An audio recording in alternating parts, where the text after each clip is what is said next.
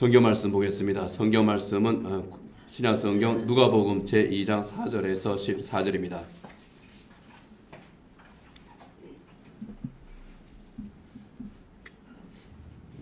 누가복음 제2장 4절에서 14절 말씀 함께 읽겠습니다. 하나님께서 주신 말씀입니다. 요셉도 다윗의 집 족속이므로 갈릴리 나사렛 동네에서 유대를 향하여 베들레헴이라 하는 다윗의 동네로 그 약혼한 마리아와 함께 보적하러 올라가니 마리아가 이미 잉태하였더라. 거기에 있을 그때에 해산할 날이 차서 첫 아들을 낳아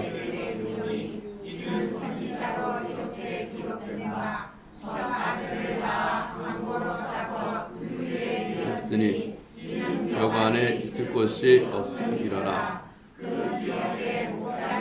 밤에 밖에서 자기 양떼를 지키더니 주의 사자가 곁에 서고 주의 영광이 그들을 두루 비추매 크게 무서워하는지라. 천사가 이르되 무서워하지 말라. 보라, 내가 온 백성에게 미칠 큰 기쁨의 좋은 소식을 너희에게 전하노라. 오늘 다윗의 동네에 너희를 위하여 구주가 나셨으니 곧 그리스도 주시니라. 너희가 가서 강보에 쌓여 구유에 뉘어 있는 아기를 보리니 이것이 너희에게 표적이니라 하더니 호련히 수많은 천군이 그 천사들과 함께 하나님을 찬송하여 이르되 지극히 높은 곳에서는 하나님께 영광이요 땅에서는 하나님이 기뻐하신 사람들 중에 평화로다 하니라. 아멘.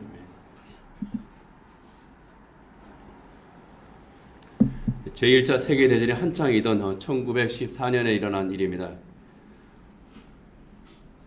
영국과 프랑스의 연합군과 또 이제 독일군이 계속 대치하고 있었습니다. 대치 기간이 길어지면서 크리스마스가 되었습니다. 그 전선 가운데 하나였던 벨기에의 이프르 전선에서 크리스마스 때 특별한 사건 하나가 일어났습니다. 12월 24일 밤입니다. 크리스마스 이브죠. 전선을 지키고 있던 독일군 병사 한 사람이 조용히 성탄 찬송을 불렀습니다. 아마 고향 교회에서 드렸던 그 성탄절 예배와 행사들을 떠올렸던 것 같습니다. 고요한 밤, 거룩한 밤, 어둠에 묻힌 밤, 이렇게 찬송을 불렀습니다. 그 적막한 그 전선에서 이 찬양이 누가 찬양을 부르니까 이것이 전선의 전체로 싹 퍼져났던 모양입니다. 그 노래를 한참 부르는데 반대편인 영국군 진지에서 누군가가 그 스코틀랜드 영국의 그 전통적인 악기죠, 백파이프로 연주를 했습니다. 그리고 노래가 끝났을 때에 영국군 진지에서 또 다른 크리스마스 찬송이 들렸습니다. 찬송이 끝나니까 독일군 병사들이 또 크리스마스 찬송을 불렀습니다. 이렇게 서로 주거니 받거니 하다가 독일군 병사 한 사람이 촛불을 들고 진지 밖으로 올라왔습니다. 전쟁터입니다. 머리가 보이면은 바로 총을 쏩니다. 그런데 아무도 총을 쏘지 않았습니다. 촛불을 들고 독일군 병사 한 사람이 진지 밖으로 나왔을 때 또 다른 병사들이 촛불을 들고 올라옵니다. 영국군 쪽에서도 프랑스군 쪽에서도 병사들이 촛불을 들고 올라옵니다. 십자가를 들고 올라오고 그리고 작은 트리를 그곳에 세우고 그들은 트리를 중심으로 해서 크리스마스 캐럴을 불렀습니다. 누구도 서로를 향해서 총을 쏘지를 않았습니다. 그 전선에 크리스마스 찬양이 울려 퍼졌습니다. 바로 그날 밤 이 크리스마스 찬송으로 구원하심을 찬양하는 이 크리스마스 캐롤로 적들이 하나가 되었습니다. 자연스럽게 크리스마스 휴전이 그곳에서 이루어졌습니다.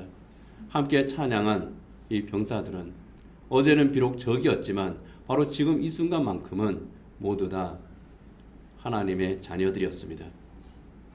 서로 간식을 나누고 서로 살아온 이야기를 나누고 심지어 축구까지 했다고 그럽니다. 그날 현장에 있었던 로버트 마일즈라고 하는 영국군 병사가 바로 그날에 대해서 자기 일기에 이렇게 기록을 했습니다. 어느 순간 독일군이 우리에게 메리 크리스마스 영국인을 외쳤다. 당연히 우리도 화답했고 양측 모두 많은 사람들이 무기를 놓고 참호를 나와 무인지대로 향했다. 양측에서 모여든 사람들은 모두 성탄절인 오늘 자정까지는 서로에게 총을 쏘지 않기로 약속했다. 사람들은 모두 금세 친구처럼 대했다. 더할 바 없는 친근함을 느꼈다. 밤새 총성은 단 한 번도 울리지 않았다. 이 기적 같은 이 휴전은 누구도 먼저 휴전하자고 말도 안 했고, 사령관들끼리 오늘 우리가 휴전합니다 서명도 안 했지만은 자연스럽게 일어났던 이 크리스마스 휴전, 안타깝게도 자정이 지나면서 끝났습니다. 그리고 이 일기를 썼던 이 영국군 병사는 그 다음날 전투에서 죽었습니다. 비록 하루 만에 끝난 휴전입니다. 그렇지만은 크리스마스 캐롤로 만들어진 이 휴전을 이끌어서 크리스마스의 기적이라고 불렀습니다. 크리스마스 캐럴이 만든 이 전쟁터의 기적을 모티브로 해서 영화가 만들어졌는데 그게 바로 메리 크리스마스라고 하는 영화입니다. 벨기에의 이프르 전선에서 크리스마스 캐럴을 부른 그 병사들로 인해서 일어난 평화였습니다. 1914년 병사들이 크리스마스 캐럴을 불렀다면 크리스마스의 주인공인 우리 예수님께서 이 세상에 오신 날, 첫 번 크리스마스라고 할 수 있는 바로 그날, 베들레헴 들녘 하늘에서 하늘의 천군과 천사들이 크리스마스 캐롤을 불렀습니다. 그것이 바로 오늘 우리가 읽은 이 성경 말씀, 지극히 높은 곳에서는 하나님께 영광이요 땅에서는 하나님이 기뻐하신 사람들 중에 평화로다 하는, 하나님께 영광을 돌리고 사람들에게 평화를 선포하는 이 메시지, 이것이 바로 첫 번 크리스마스 캐럴이었습니다. 그리고 이 첫 번 크리스마스 캐럴은 첫 성탄 메시지이기도 합니다. 지극히 높은 곳, 하나님께서 계시는 곳을 의미합니다. 그런데 이것은 단순하게 물리적 공간을 의미하는 것이 아닙니다. 저 높은 곳에 우리와 관계없는 저 하늘나라, 어디인지 모를 저 우주의 저 끝에 하나님이 계신다고 하는 그런 뜻이 아닙니다. 이것은 하나님의 존귀하심에 대한 시적인 표현입니다. 가장 존귀하신 하나님, 가장 높은 곳에 계시지만은 우리와 가장 가까이 계시는 하나님, 그 증거로 예수님께서 세상에 오신 거예요. 지극히 높은 곳에 계시는 하나님, 가장 존귀하신 하나님께서 가장 낮고 천한 곳, 바로 그곳에 강림하신 겁니다. 바로 그 하나님께 영광이 되는 일이 그날 벌어졌다고 하는 겁니다. 땅은요, 사람이 사는 세상을 의미합니다. 우리가 발을 딛고 살아가고 있는 이 세상이에요. 하나님이 기뻐하시는 사람들, 하나님께서 사랑하셔서 구원의 은혜를 베푸고자 하시는 바로 그 사람들을 의미합니다.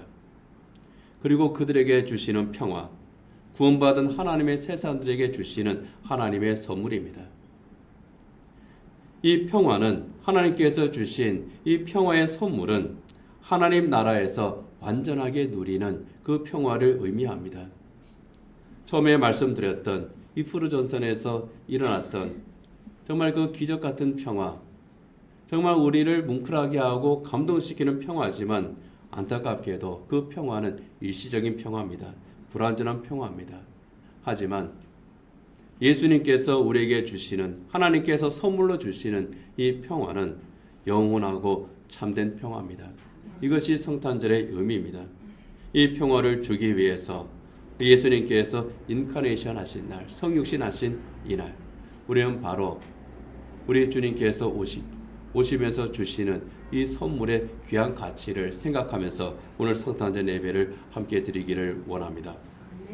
골로새서를 보면은요, 이 평화를 주기 위해서 성부 하나님과 성자 예수님께서 하신 일에 대해서 증언을 합니다. 제가 한번 읽겠습니다. 골로새서 1장 20절입니다.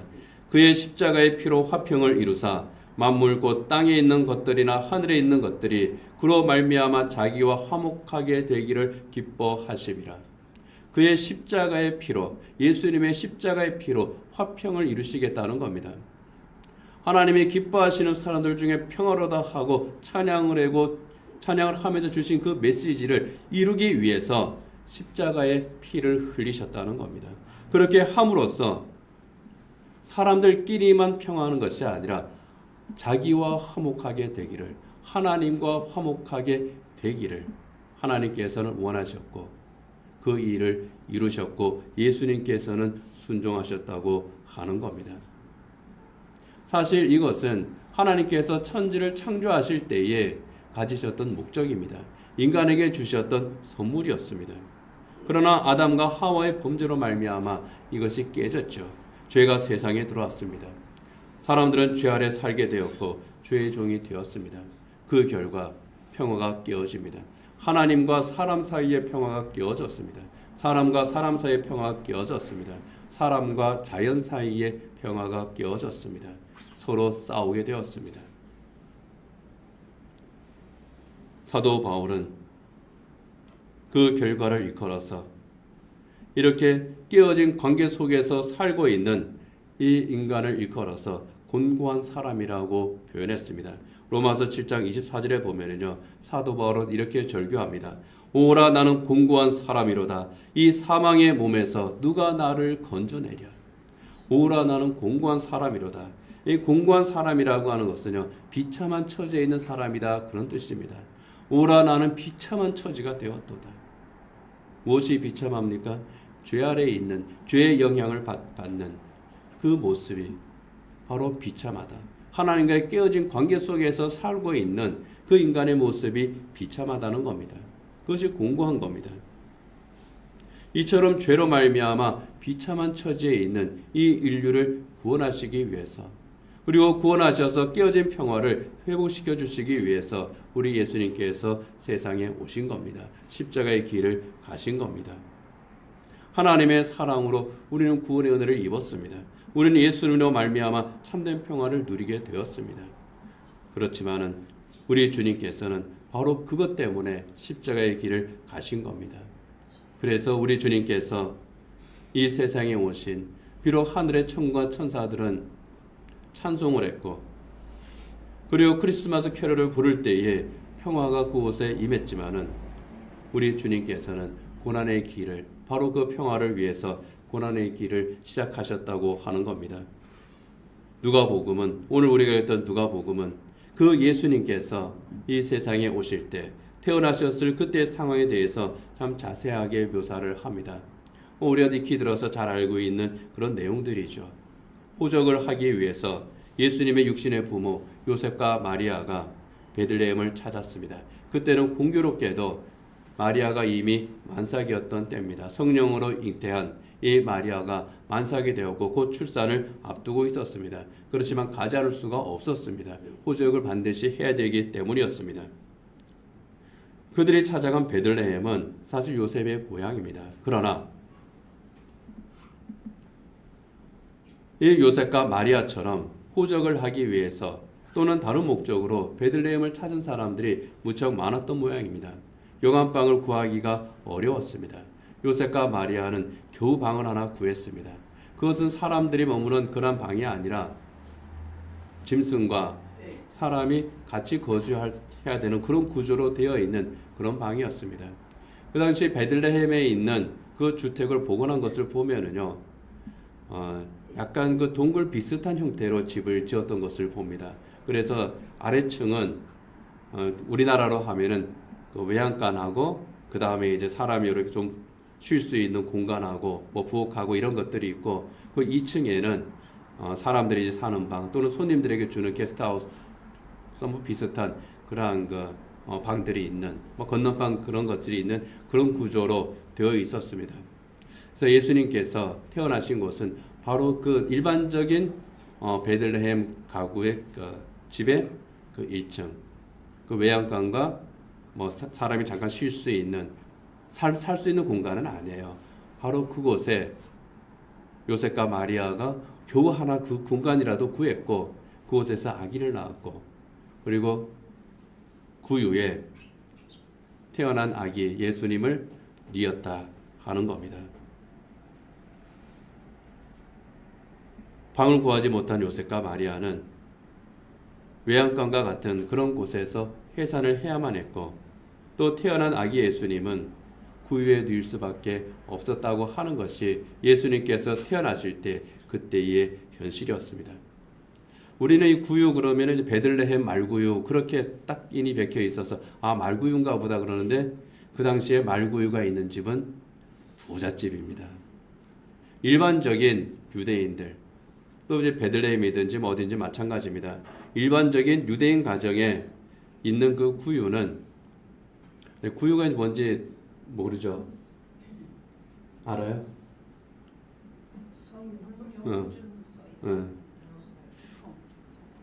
그러니까 우리가 흔히 이제 보는 이제 여물통 그렇게 생각하면 됩니다.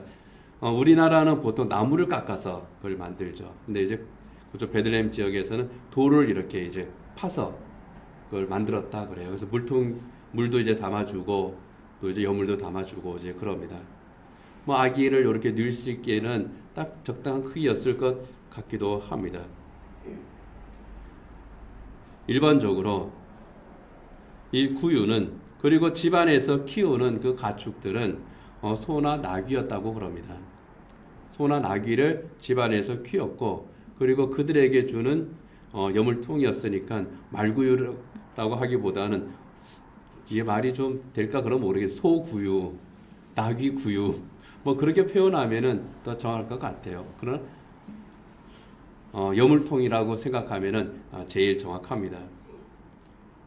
어떤 경우에라도 예수님께서 몸을 뉘었던 첫 번째 그 침대는 아주 보드라운 그런 침대가 아니라 가축의 구유였습니다. 그런데 이사야서를 보면은요, 아기 예수님을 뉘인 그 구유를 연상케 하는 말씀 하나가 있습니다. 이사야서 1장 3절을 보면 하나님께서 이스라엘 민족을 향해서 이런 말씀을 합니다. 소는 그 임자를 알고 나귀는 그 주인의 구유를 알건만은 이스라엘은 깨닫지 못하고 나의 백성은 깨닫지 못하는도다. 소나 나귀는 유대인들이 키우는 짐승들이에요. 그런데 그 짐승들도 주인을 알고 주인의 구유를 아는데 나의 백성인 이스라엘은 깨닫지 못하는구나.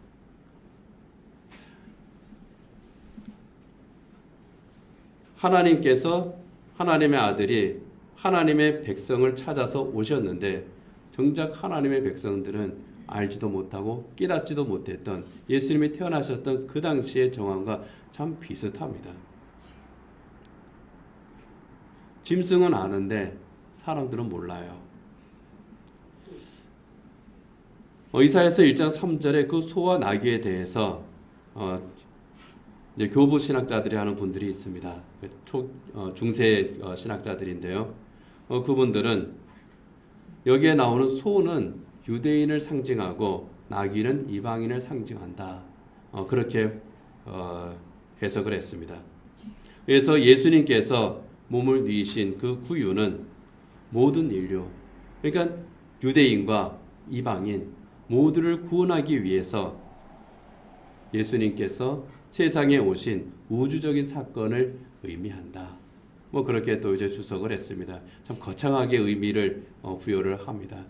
그러나 중요한 것은 예수님께서 하나님의 아들이신 예수님께서 참으로 영광 가운데에서 이 세상에 오신 예수님, 왕으로 오신 예수님이심에도 불구하고 왕으로서 환영을 받으신 것이 아니라 가장 낮은 곳, 어떻게 보면은 참 안쓰러운 바로 그곳에 예수님께서 자기의 몸을 누이셨다는 겁니다. 들에서 양을 지키던 목자들, 동방의 박사들 외에는 알지도 못하고 깨닫지도 못했던 바로 그곳에 우리 예수님께서 태어나셨습니다.